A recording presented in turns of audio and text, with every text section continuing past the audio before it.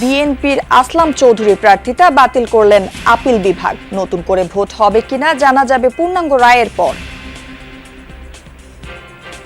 রায়ের ভিত্তিতে প্রতিষ্ঠিত হলো যে তিনি নির্বাচনে অযোগ্য ছিলেন লোন ডিফালকেশনের কারণে। ইলেকশন কমিশন পূর্ণাঙ্গ রায় পাওয়ার পরে সিদ্ধান্ত গ্রহণ করবে। নির্বাচন তো হওয়া সত্ত্বেও তিনি হয়তো সে নির্বাচনের ফলাফলটি ভোগ করতে পারবেন না। পরবর্তী নির্বাচনের ক্ষেত্রে তিনি যদি সে অযোগ্যতা কাটিয়ে উঠে যোগ্য হন, তাহলে তো তার তো নির্বাচনে প্রার্থী হওয়ার ক্ষেত্রে কোনো আইনগত বাধা থাকার কথা না। দীর্ঘদিনের কর্মস্থল বিটিভি প্রাঙ্গণে শিল্পী মোস্তফা মনোয়ারের প্রথম জানাজা সম্পন্ন। কেন্দ্রীয় শহীদ মিনারে চলছে সর্বস্তরের শ্রদ্ধা নিবেদন।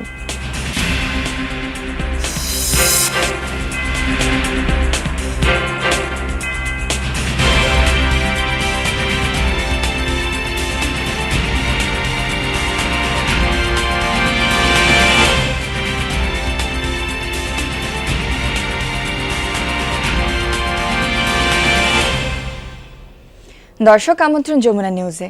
আপনাদের সাথে আমি আছি রাহেলা জ্যোতি। এতক্ষণ শিরোনাম দেখছিলেন, এবার থাকছে পুরো খবর। পিছিয়ে পড়েও ম্যাচে কামব্যাকের গল্প লিখল ব্রাজিল। জাপানের বিপক্ষে 2-1 গোলের জয় শেষ 16তে উঠল কার্লো আনচেলত্তি শিষ্যরা। এর মাধ্যমে 24 বছরের অভিশাপ কাটল 5 বারের বিশ্ব চ্যাম্পিয়নরা। 2002 সালের পর এই প্রথম বিশ্বকাপের নকআউট পর্বে পিছিয়ে পড়েও ঘুরে দাঁড়িয়ে জয় পেল সেলেসাও। ম্যাচ সেরা পুরস্কার পেয়েছেন ক্যাসেমিরো। বিশ্বকাপে নকআউট ম্যাচ মানেই অদৃশ্য এক প্রতিপক্ষ ভর করে ব্রাজিলের ওপর। সবশেষ 5 আসরে 4টিতে হারতে হয়েছে র্যাঙ্কিংয়ে 20-এর মধ্যেকার দলগুলোর বিপক্ষে। 29 মিনিটে কাইসু সানোর অবিশ্বাস্য গোল ফিরিয়ে আনে সেই পুরনো জুতো। কারণ সেরা 20-এর মধ্যে আছে যে এশিয়ান পরাশক্তিরা। অথচ অপরিবর্তিত একাদশ নিয়ে দাপুটে শুরু পেয়েছিল ব্রাজিল। বলে দখলের সঙ্গে আক্রমণ, কিন্তু ভিনি কুনিয়াদের সব প্রচেষ্টায় ব্যর্থ হচ্ছিল ব্লু সামুরাই রক্ষণ দেয়ালে। পাল্টা আক্রমণে কম যায়নি জাপান। সেলেসাওদের ডিবক্সের বাইরে বিপজ্জনক পজিশনে পাওয়া ফ্রি কিক কাজে আসেনি। তবে ব্রাজিলের ছন্দ নষ্ট করে হাইড্রেশন ব্রেক। 29 মিনিটে নিজেদের অর্ধে বল হারালে দুঃস্বপ্ন দেখে আনচেলত্তি শিষ্যরা। প্রতিপক্ষের খেলোয়াড়দের বোকা বানিয়ে বক্সের ঠিক বাইরে থেকে এক দুর্দান্ত কোনাকুনি বুলেট গতির শটে জাপানকে লিড এনে দেন কাইসু সানো। স্তব্ধ ব্রাজিল, হিউস্টনে উল্লাসে মাতে ব্লু সামুরাইরা। প্রথম আন্তর্জাতিক গোল সানোর। গোল দিয়ে উজ্জীবিত জাপান প্রথমার্ধের বাকিটা সময় ধরে রাখে আধিপত্য। অবশ্য বিরতির পর শুরু হয় ব্রাজিল শো। পাকেতার পরিবর্তে নামেন এন্ড্রিক। 52-53 মিনিটে পরপর 2 আক্রমণ থেকে রক্ষা ব্লু সামুরাইদের। যদিও শেষ রক্ষা হয়নি। মিনিট 4-এর মাথায় সমতায় ফেরে ব্রাজিল। দারুণ হেডে স্কোর শিটে নাম তোলেন ক্যাসেমিরো। মিনিট 2-এর মাথায় ব্রাজিলের লিড নেয়ার পথে বাধা হয়ে দাঁড়ান গোলরক্ষক সুজুকি। হতাশ করেন আসরে 4 গোল করা ভিনিসিয়াস জুনিয়রকে। ম্যাচ যখন অতিরিক্ত সময়ে গড়ানোর অপেক্ষায়, তখনই দৃশ্যপটে মার্টিনেলি। তার দারুণ ফিনিশিংয়ে রাউন্ড অফ 16-এ ব্রাজিল। বিপরীতে হতাশার পরাজয়ে নকআউট পর্ব থেকে বিদায় নিতে হলো এশিয়ার পরাশক্তি জাপানকে। পুরো ম্যাচে 72% বলের দখল, 25টি আক্রমণ। আর সেই 25টি আক্রমণ থেকে 2টি গোল পেয়েছে ব্রাজিল। বিপরীতে অন টার্গেটে 5টি শট ছিল জাপানের, সেখান থেকে 1টি গোল পেয়েছে। সব মিলিয়ে ব্রাজিল তাদের স্বস্তির জয়টা পেয়েছে। এবং সবচেয়ে বড় যে পেয়েছে সেটি হচ্ছে নকআউট পর্বে র্যাঙ্কিং এর 20-এর মধ্যে থাকা কোনো দলের বিপক্ষে তারা জয় পেয়েছে এবং তারা চলে গেছে রাউন্ড অফ 16-এ। মুজরাবিন তারেক, যমুনা স্পোর্টস, হিউস্টন, যুক্তরাষ্ট্র। মেক্সিকোতে হাই ভোল্টেজ ম্যাচে নেদারল্যান্ডসকে টাই ব্রেকারে 3-2 গোলে হারিয়েছে মরক্কো। রাউন্ড অফ 32 থেকে বিদায় নিল এবারের আসরের ফেভারিট তকমা নিয়ে আসা অরেঞ্জরা। বিপরীতে রোমাঞ্চকর লড়াইয়ে শেষ 16তে উঠল আটলাস লায়ন্সরা। মরক্কোর বিপক্ষে 72 মিনিটে ম্যাচের প্রথম গোল করে নেদারল্যান্ডস। এরপর 91 মিনিটে সেই গোল শোধ করে গতবারের সেমিফাইনালিস্টরা লড়াই জমিয়ে তোলে। 1-1 স্কোর লাইন নিয়ে খেলা গড়ায় অতিরিক্ত 30 মিনিটে। সেখানেও ফলাফল না আসলে ম্যাচ গড়ায় টাই ব্রেকারে।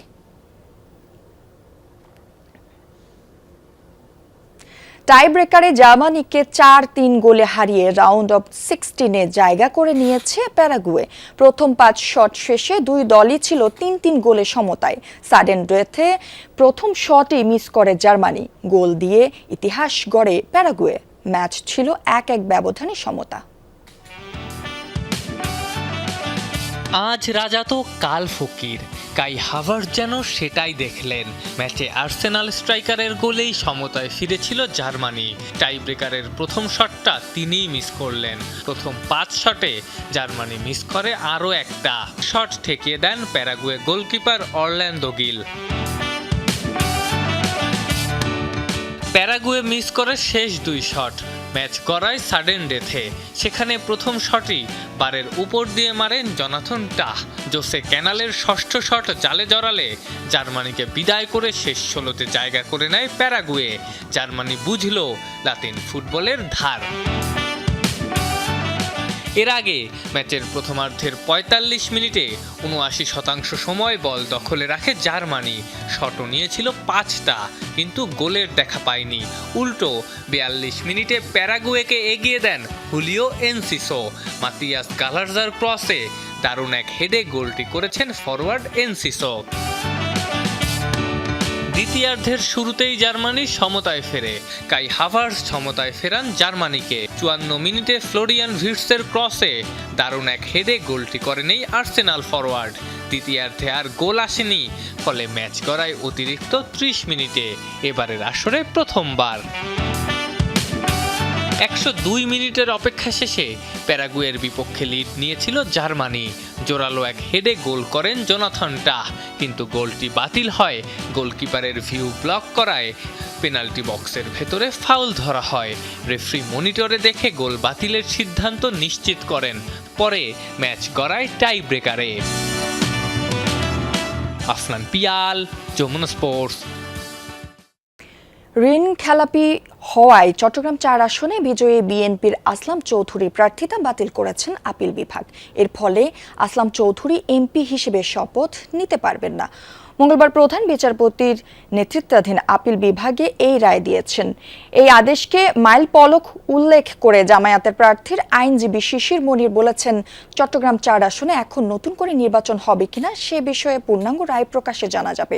তবে অ্যাটর্নি জেনারেল রুহুল কুদ্দুস কাজল বলেছেন, আসনটিতে নতুন করে নির্বাচন হতে পারে। ত্রয়োদশ জাতীয় সংসদ নির্বাচন চট্টগ্রাম 4 আসনে বিএনপির প্রার্থী হিসেবে জয়ী হয়েছিলেন আসলাম চৌধুরী।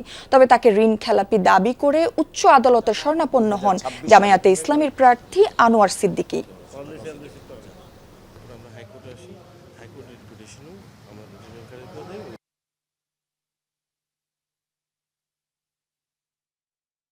আমরা পরিপূর্ণভাবে বুঝতে পারবো আপিল বিভাগের পূর্ণাঙ্গ রায় হলে পরে।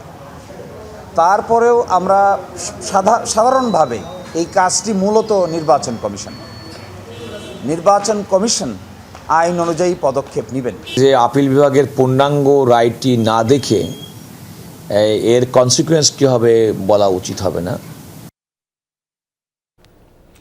জুলাই আন্দোলনে কুষ্টিয়াতে ইউসুফ শেখ, ওসামা, সুরুজ আলী বাবু সহ 6 জনকে হত্যায় মানবতা বিরোধী অপরাধে জাসদ নেতা হাসানুল হক ইনুর মামলার রায় আজ। গণভবনের শেখ হাসিনার সাথে বৈঠক করে হত্যাকাণ্ডে সহযোগিতা, উস্কানি 8টি অভিযোগ তার বিরুদ্ধে। আজ দুপুরে আন্তর্জাতিক অপরাধ ট্রাইব্যুনাল 2-এ রায় ঘোষণা করবেন। রায়ের আগে তাকে ট্রাইব্যুনালে হাজির করা হবে। জুলাই আন্দোলনে ছাত্র জনতাকে হত্যায় মানবতা বিরোধী অপরাধের অভিযোগে হাসানুল হক ইনুর বিরুদ্ধে 2025 সালের মার্চে তদন্ত শুরু হয়। 25 সেপ্টেম্বর তদন্ত প্রতিবেদন দাখিল হয়। পরে 30 নভেম্বর তার বিরুদ্ধে অভিযোগ গঠন করে বিচার শুরু করা হয়। বিচার চলাকালে এই মামলায় শহীদ পরিবার, প্রত্যক্ষদর্শী ও তদন্তকারী কর্মকর্তা সহ 10 জন সাক্ষ্য দেন। গত 13 মে শেষ হয় এই মামলার বিচার কার্যক্রম। প্রসিকিউশনের পক্ষ থেকে হাসানুল হক ইনুর সর্বোচ্চ শাস্তি চেয়েছেন, তবে তার আইনজীবী অভিযোগ থেকে খালাস চেয়েছেন। বাংলাদেশ টেলিভিশন প্রাঙ্গণে সম্পন্ন হয়েছে বরেণ্য চিত্রশিল্পী ও 21 পদকপ্রাপ্ত মোস্তফা মনোয়ারের প্রথম জানাজা। সকাল 9:45-এর দিকে বিটিভি প্রাঙ্গণে মরহুমের প্রথম জানাজা অনুষ্ঠিত হয়। জানাজায় অংশ নেন তথ্য ও সম্প্রচার মন্ত্রী জহির উদ্দিন স্বপন, বিটিভির কর্মকর্তা, কর্মচারী, তার দীর্ঘদিনের সহকর্মী এবং পরিবারের সদস্যরা। এ সময় তথ্যমন্ত্রী বলেন, শুধু শিল্পী হিসেবেই নন, যে কোনো ক্ষেত্রেই চরম দায়িত্বনিষ্ঠতার পরিচয় দিয়েছেন মোস্তফা মনোয়ার। তার এই অনন্য অর্জন আগামী প্রজন্মকে পথ দেখাবে।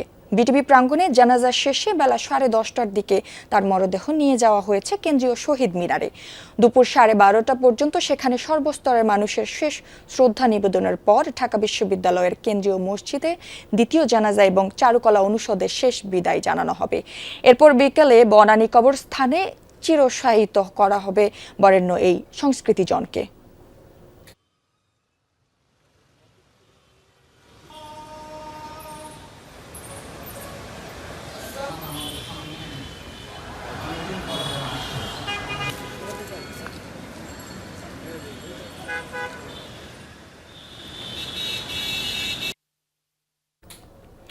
শহীদ মিনার এলাকায় রয়েছেন সহকর্মী মশিউর অনিক, সরাসরি যাচ্ছি তার কাছে। অনিক, শহীদ মিনারে তো সর্বস্তরের মানুষ আসছেন শ্রদ্ধা জানাতে, এই বরেণ্য শিল্পীকে নিয়ে সাধারণ মানুষদের কথা শুনতে চাই, কি বলছেন আগতরা?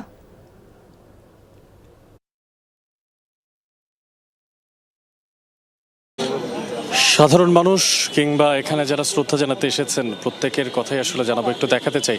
এখানে কিছুক্ষণের মধ্যেই আসলে বেশ কিছু গুরুত্বপূর্ণ ব্যক্তিবর্গরা কথা বলেছেন আমাদের গণমাধ্যমের সঙ্গে। এই মুহূর্তে কথা বলছেন প্রতিমন্ত্রী, সংস্কৃতি প্রতিমন্ত্রী। আমরা সেখানেও একটু জানতে চাই তিনি আসলে কি বলছেন।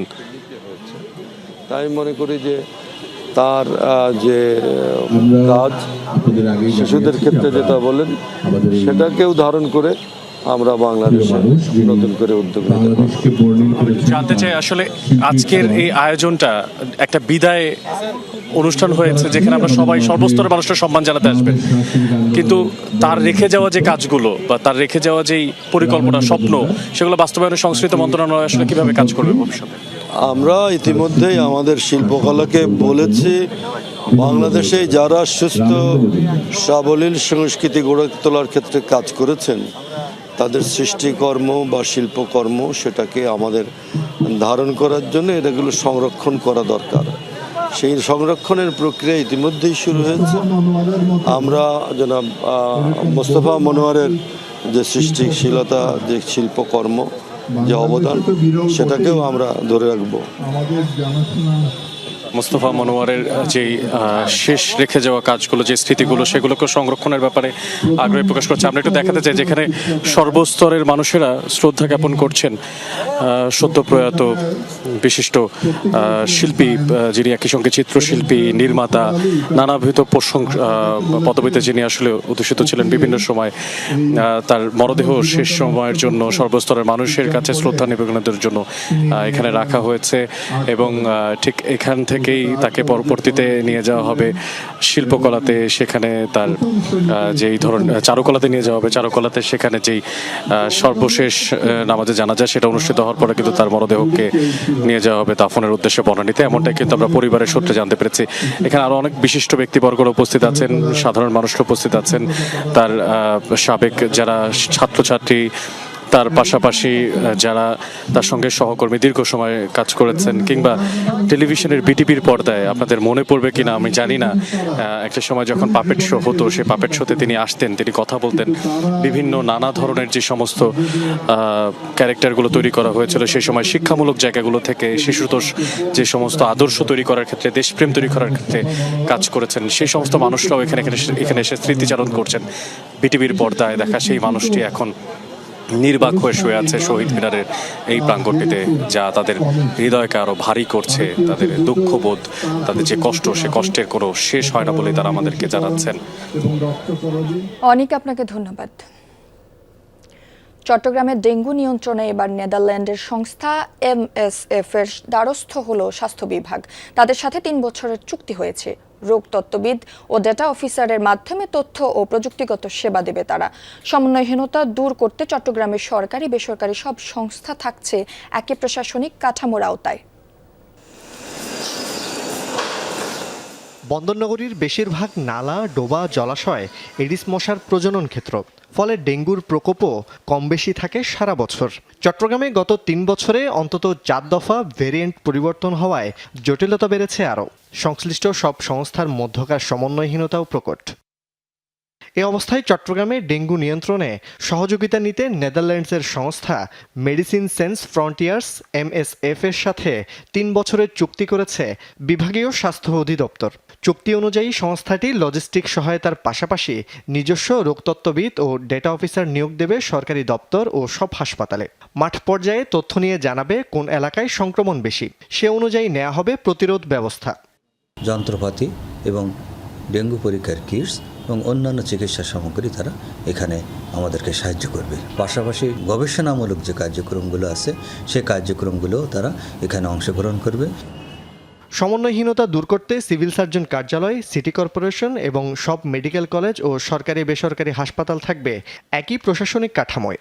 আমরা যত যাই উদ্যোগ নিই, সাধারণ মানুষ যদি সচেতন না হয় তবে একা স্বাস্থ্য বিভাগ, সিটি কর্পোরেশন বা অন্য যে সহযোগী সংগঠন আছে বা আইন প্রয়োগ করেও কিন্তু এটা নিয়ন্ত্রণ করা সম্ভব নয়। ডেঙ্গুর প্রকোপ মোকাবেলায় সহযোগিতার অংশ হিসেবে ভেটেরিনারি অ্যান্ড অ্যানিম্যাল সায়েন্স বিশ্ববিদ্যালয় এবং সিটি কর্পোরেশনের সাথেও আলাদা চুক্তি হয়েছে। লেটেস্ট যে মেডিসিনটা আমরা আমেরিকান ব্যালেন্স বায়োসায়েন্স LLCর ওষুধ ব্যবহার করছি, WHO recognise the first medicine at Chittagong, what we are using right now. That is, you can say already we got the good result last 6 months. Dengue আক্রান্তের সংখ্যা বাড়তে থাকায় এরই মধ্যে হটস্পট হিসেবে চিহ্নিত হয়েছে চট্টগ্রাম সিটি কর্পোরেশনের 8টি ওয়ার্ড। জুবায়েদ ইবনে শাহাদাত, যমুনা নিউজ, চট্টগ্রাম। উত্তরের নদ নদীর পানি কিছুটা কমলেও কুড়িগ্রামের নিম্নাঞ্চলের বিস্তীর্ণ এলাকা এখনও তলিয়ে আছে। তবে লালমনিরহাট ও রংপুরের তিস্তা তীরবর্তী বেশিরভাগ নিচু এলাকা থেকেই নেমেছে বানের জল। কুড়িগ্রামের নাগেশ্বরী ও ভুরুঙ্গামারী উপজেলার প্রায় 20,000 মানুষের দিন কাটছে পানিবন্দী অবস্থায়। গ্রামীণ সড়ক তলিয়ে যাওয়ায় ও বাড়ি ঘরে পানি ঢোকায় ভোগান্তিতে বাসিন্দারা। দুধকুমার নদের পানিতে প্লাবিত হয়েছে রৌমারী ও সদরের নিম্নাঞ্চলের কিছু এলাকাও। কৃষি বিভাগের হিসাবে 2 উপজেলার 2 শতাধিক হেক্টর ফসলি জমি তলিয়ে আছে বানের জলে।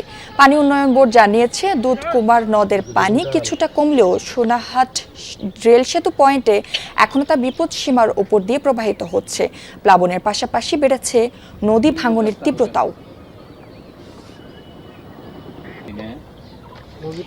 এদিকে উজানের ঢল কমে আসায় লালমনিরহাটের তিস্তা তীরবর্তী নিম্নাঞ্চল থেকে পানি নেমেছে, তবে চরাঞ্চলের কিছু এলাকা এখনো তলিয়ে আছে। রংপুরের 3 উপজেলার নিচু এলাকা থেকেও নেমেছে বানের পানি। বৃষ্টি আর উজানের ঢলে তিস্তার পানি বেড়ে সোমবার থেকে প্লাবিত হতে থাকে লালমনিরহাট ও রংপুরের নিম্নাঞ্চল। বাড়িঘরে পানি ঢোকায় ভোগান্তিতে পড়েন বাসিন্দারা। নদীর পানি কিছুটা কমলেও বিভিন্ন এলাকায় দেখা দিয়েছে ভাঙন, বিলীনের হুমকিতে বসতঘর ও ফসলি জমি। ভেনেজুয়েলায় জোড়া ভূমিকম্পে প্রাণহানি ছাড়িয়েছে 1700, আহতের সংখ্যা 5000-এর মতো। এখনও নিখোঁজ আনুমানিক 50,000 মানুষ। ভূমিকম্পের প্রায় 1 সপ্তাহ পরও জীবিত উদ্ধার হচ্ছে বহু ব্যক্তি। উদ্ধার অভিযানে কাজ করছে 27 দেশের 2000-এর বেশি কর্মী। জাতিসংঘের তথ্য অনুসারে ভূমিকম্পে 2500-এর বেশি অবকাঠামো ক্ষতিগ্রস্ত। এগুলোর মধ্যে বেশিরভাগই পুরোপুরি ধ্বংস হয়ে গেছে। বুধবার স্থানীয় সময় সন্ধ্যা 6টার দিকে মাত্র 39 সেকেন্ডের ব্যবধানে 2 বার ভূমিকম্পে কেঁপে ওঠে ভেনেজুয়েলা, যার প্রথমটি 7.2 এবং পরেরটি ছিল 7.5 মাত্রার। এখন পর্যন্ত 500 আফটার শক অনুভূত হয়েছে, যেগুলো 3 থেকে সর্বোচ্চ 5.2 মাত্রার ছিল।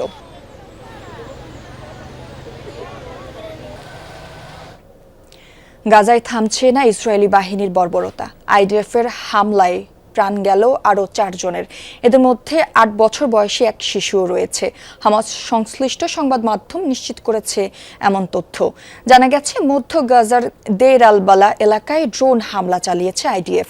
গাজার স্বাস্থ্য মন্ত্রণালয় জানিয়েছে গেল 24 ঘন্টায় গুরুতর অবস্থায় হাসপাতালে নেওয়া হয়েছে অন্তত 43 জনকে। কবরস্থানের কাছাকাছি হামলা চালিয়ে বেশ কিছু বেসামরিক অবকাঠামো ধ্বংস করেছে ইসরায়েলি সেনারা। ধ্বংসস্তূপের নিচে কয়েকজন চাপা পড়ে আছে বলেও ধারণা করা হচ্ছে। এছাড়াও গাজার দক্ষিণে খান ইউনিস ও মধ্য গাজার আল বুরেজ শরণার্থী শিবির, রাফার পশ্চিমাঞ্চলেও অভিযান চালিয়েছে IDF। টানা 2 মাস পর লেবানন ভ্রমণে নিষেধাজ্ঞা তুলে নিল সংযুক্ত আরব আমিরাত। মঙ্গলবার এই ঘোষণা দিয়েছে আবুধাবি কর্তৃপক্ষ। ইরানে মার্কিন ইসরায়েল হামলার জেরে নিরাপত্তা ইস্যুতে গেল এপ্রিলে বন্ধ করা হয় লেবানন, ইরান ও ইরাক পর্যন্ত সব ফ্লাইট। তবে লেবাননে ভ্রমণ করতে হলে আগে থেকে নিবন্ধন করতে হবে আমিরাতের বাসিন্দাদের, জানিয়েছে দেশটির পররাষ্ট্র মন্ত্রণালয়। নির্দেশনা না আসা পর্যন্ত ইরান ও ইরাক ভ্রমণে নিষেধাজ্ঞা বহাল থাকবে। যদিও অন্যান্য দেশের নাগরিকদের জন্য সোমবার থেকে চালু হয়েছে দুবাই থেকে তেহরান পর্যন্ত ফ্লাইট চলাচল। দর্শক, এই ছিল যমুনা নিউজে। এতক্ষণ সাথে থাকার জন্য ধন্যবাদ সবাইকে।